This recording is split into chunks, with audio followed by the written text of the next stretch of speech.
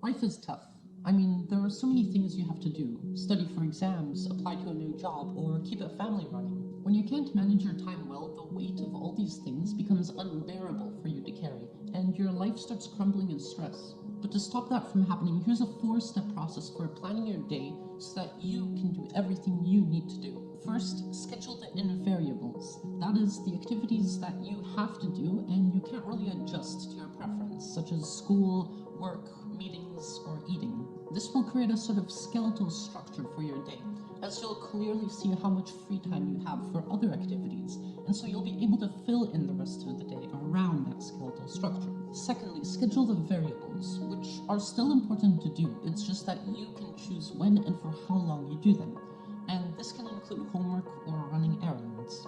Since you decide when you do them, schedule the variables for you to be as productive as possible during the day. This means that you schedule the most mentally demanding tasks for the time of day you're at your best. Schedule the less demanding tasks when you might be in an exhausted slump. Now, before you stuff your day with long, grueling work sessions, you must schedule the downtime, like exercise, socializing, or even sleeping. You need rest to recharge your brain so that you can return to studying or working with fresh energy.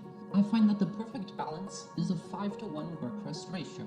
In other words, if you work for 50 minutes, you rest for 10 minutes. If you work for 5 hours, then you rest for an hour, and so forth. Lastly, if there's one most important lesson that you'll learn from this video, then it's this. Be realistic.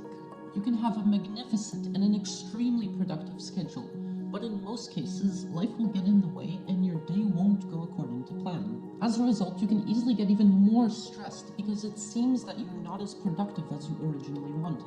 So the last step is to schedule cushioning time to give your day more flexibility and more breathing space. You can do this by giving yourself more time for a given task, or just by reducing the workload. A good start is giving yourself 30 to 60 minutes of cushioning time for every 2 hours of intended work, depending on the magnitude of the task. And that's how you effectively manage your time in 4 steps.